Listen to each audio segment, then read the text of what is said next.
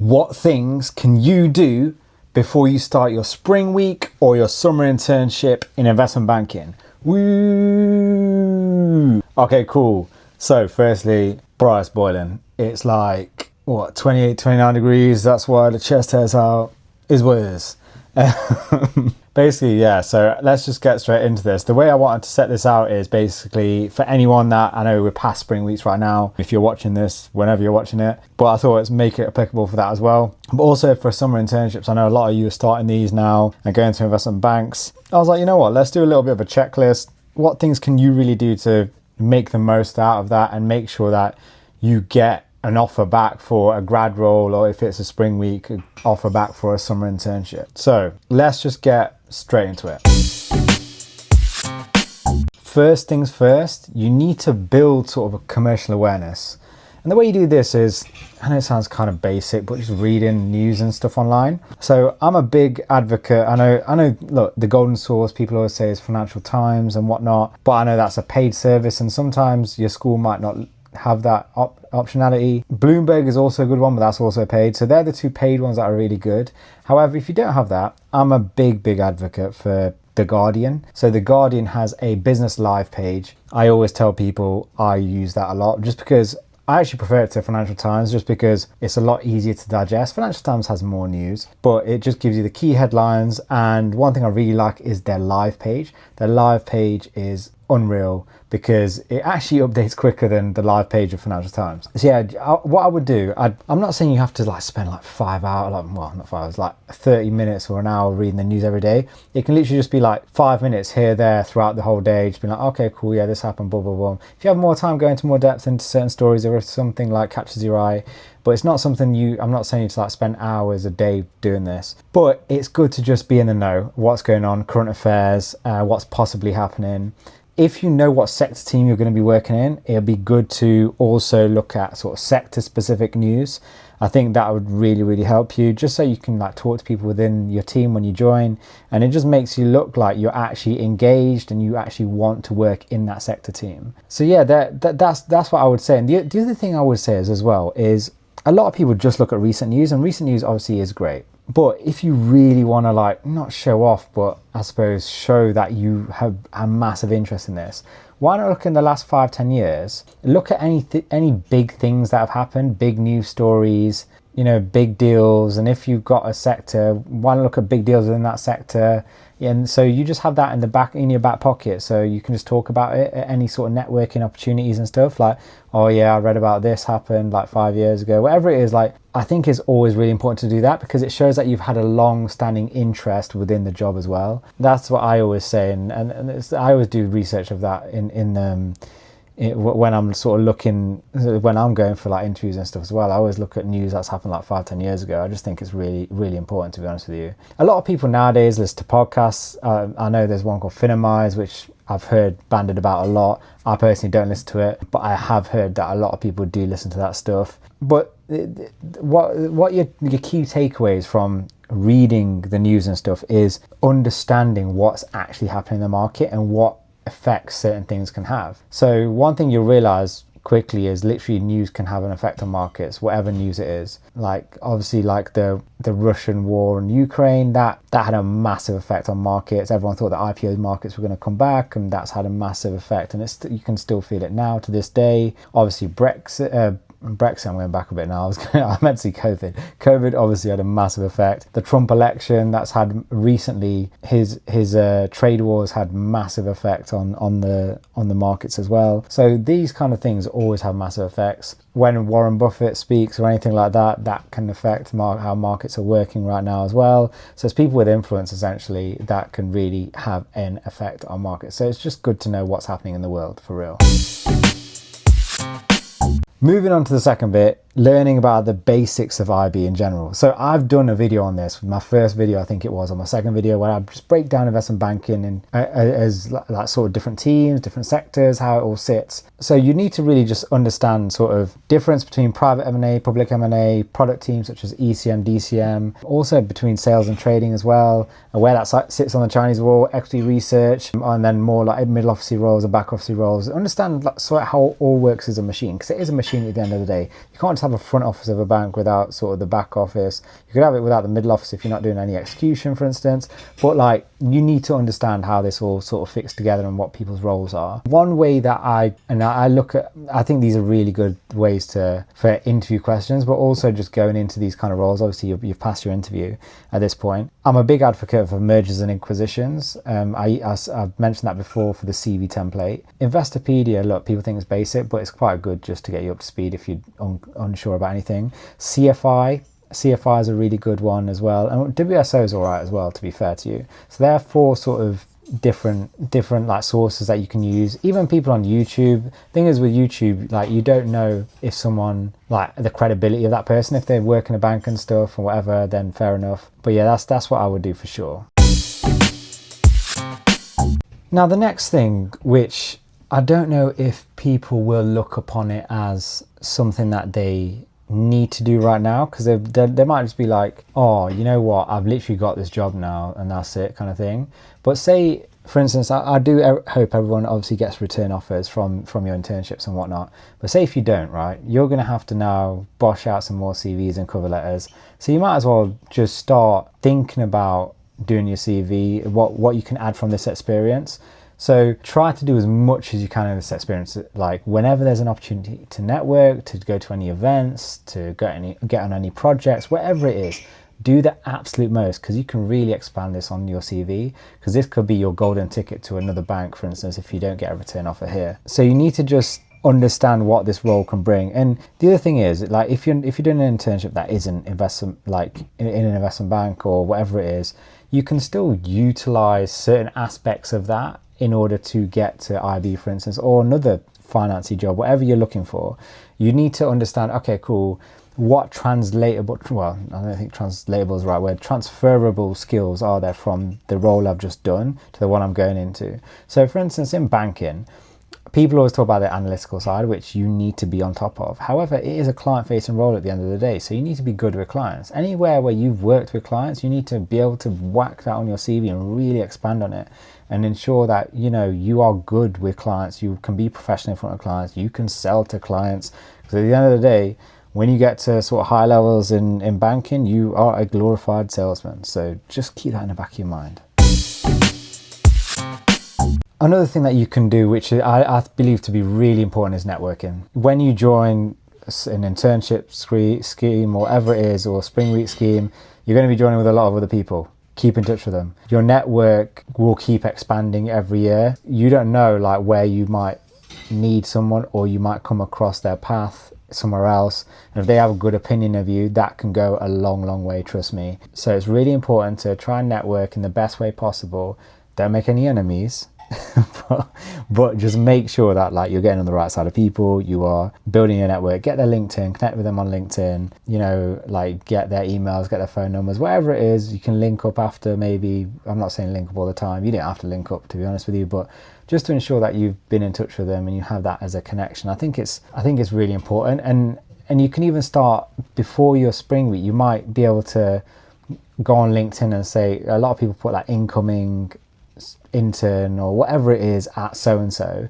Why don't you just reach out to them if they're going to the same bank, and you say, hey, I'm going to the same bank, are you going to this? And then you can literally have a connection before you even join, so you've got someone there when you go. Because I feel like a lot of people think, oh, it's dog eat dog world and all this stuff, right? But it's only dog eat dog if you want to make it like that. I'll be real. Like, I'm a big advocate for people looking out for each other and making each other win, which is probably why I'm different to most bankers, I'll be completely honest with you. But I think the world is changing towards that, and I hope it is. And so I think everyone should try and work together towards a common goal rather than individual goals. I know that might be daft for me to say that, but that's what I want. And I think that you have to start somewhere. So I'd love to see younger people, and I think it is becoming like that, actually networking with each other, helping each other to all have that shared vision of winning. Now, the next thing I want to discuss is online courses. So a lot of people ask me about this.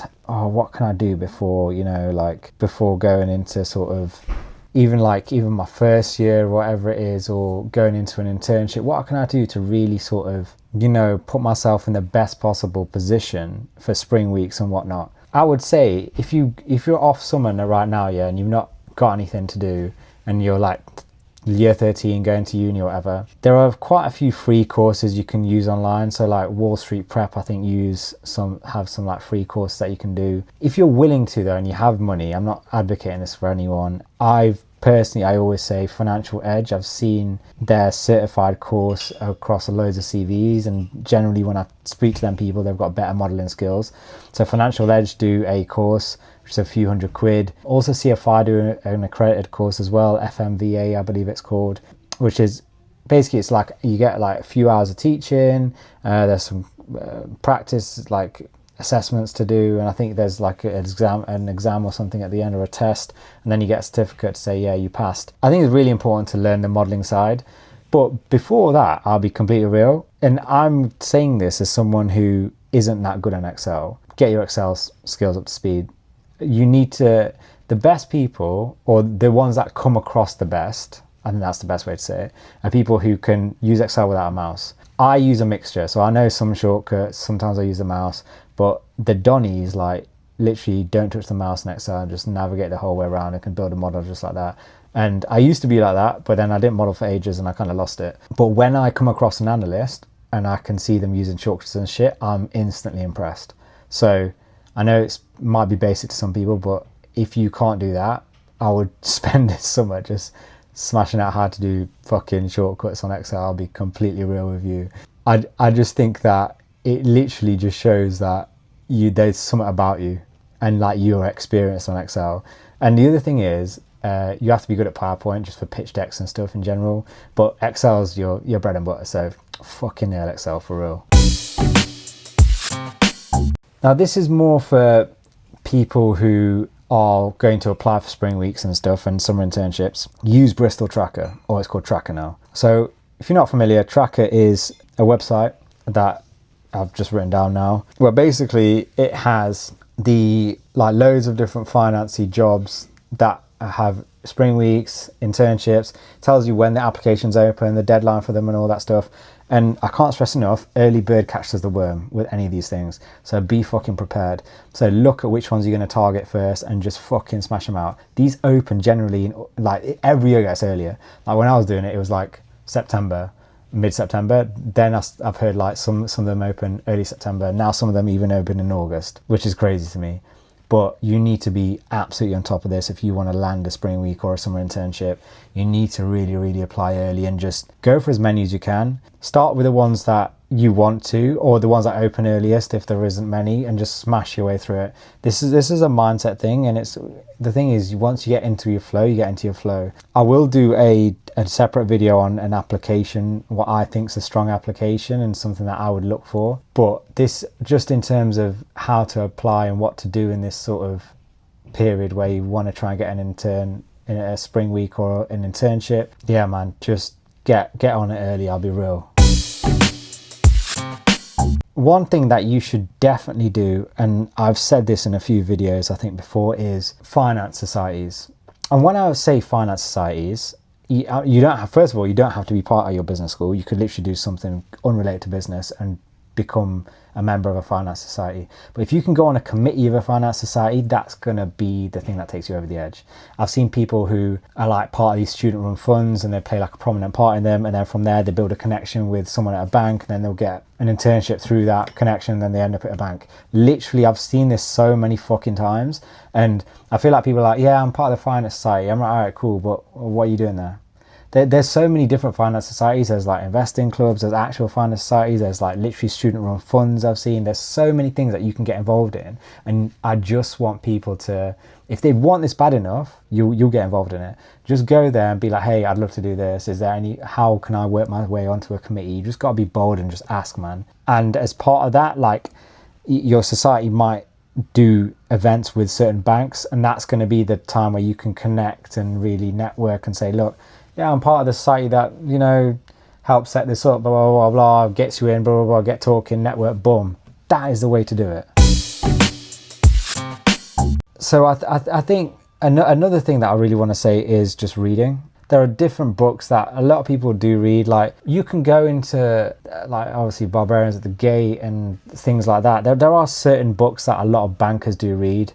And I think I don't think it's important to do that, but if you really want to show a different edge, I think you can do that. Read some autobiographies, why not, of some big figures in the banking world and M&A and things like that, just to be able to, you know what it is? It's all about back pocket networking. Like once, that's why, for instance, I think I'm quite good at networking. The reason is because I have a lot of random information that I just process on a daily, like genuinely, like that's why I'm constantly looking at the news, and I'll pick a few stories up just so if someone comes, like if I'm chatting to someone, I can be like, oh, I saw this today, did you see that? They'll be like, oh yeah, I did, blah, blah, blah, boom, connection established. Then you can talk about other things. They'll want to talk to you if they feel like they're on your level. I'll do a different video on networking altogether. I think I did one, but I might try and do it in a different way. But yeah, I think that's kind of it. I just wanted to basically showcase things that you can do going into your spring weeks, into your internships, to really fucking knuckle down. Another thing is you got to treat this like a training camp as well. So don't be like, oh my god, it's gonna be long hours, then banking it for you, man. I'll be real, just shut the fuck up, go. You need to treat this as like a mini training camp, like a boxer does. Like, you know what, it's gonna be whatever it is, a week, a month, 2 months of solid just zoning in. Fuck your sleep, fuck everything else, right? I'll be honest with you. I'm just saying this just because I'm going to try and give you the best chance of getting a return offer, right? Just say yes to everything, have a positive can-do attitude, that's the key, and be proactive as fuck. One thing that I really liked about some people that we hired at the bank I was at was one of the people who we actually got in as an analyst. One thing he did, I loved it. Literally, like, as soon as he handed in his notice, he was like, hi mate, just handed in my notice. And like, this was like maybe that's a lie. Maybe it was like 3-4 weeks before he joined. She was like, hey, can you let me know what things I can get started on? Just to get my knowledge up, just to ensure that I hit the ground running, blah, blah, blah, blah. And I loved that. I was like, so just to give you a bit of background, I worked in the public companies, M&A kind of stuff, and broking and ECM. So I said, the first thing is, and if you're going to do the same, go on Investigate. That's investigate with an E without an I in the middle. And I said, that is like a portal for all UK listed companies, and it shows all their announcements. And a lot of them are boring. So a lot of them will say transaction no shares. That's basically just a share buyback, because honestly, it's kind of bullshit. Well, it's not bullshit, but it's like, that's not going to give you much information. Look for any like announcements that they made about, I don't know, they've got capital markets days coming up. They have just had a change to their board. They have just changed their advisor. They've got a scheme effective. That's the really good one. They're raising money, capital raising, whatever it is. News on a new plant that they're working on, news on a new development, or anything like that. That adds to the news bit. But it just shows your fucking interest in this, and you've got to come across as enthusiastic. You fucking want this. Otherwise, people aren't going to want to work with you, because they'll be like, you know what, this guy's dead. But yeah, I just thought I'd leave it there. Please do, I forgot to say this, please subscribe, please comment, please like, please share, all that good stuff. We got the podcast coming very, very soon. Yeah, so look that up. It's called Dime Drop. It's going to be on here for now. And when I get big, I pray I get big. But when I get big, I'll transition it onto another channel. But yeah, so that's coming soon, and I'm going to keep it with the vlogs as well. Apologies, it's been a bit delayed. We were really busy with Miriam at Taste of London, which was a massive success. Can't thank everyone enough, our interns, my parents and my brother, and everyone that helped out, and the IMG for putting on Taste of London. Like the lady who did it all for us was absolutely amazing, and all the staff there were great as well. So just want to give a shout out to them. But yeah, man, just leave it there. So if you got anything, hit me up. All my links to my socials are down below. But yeah, hit me up wherever you want, and I'll get back to you. Peace.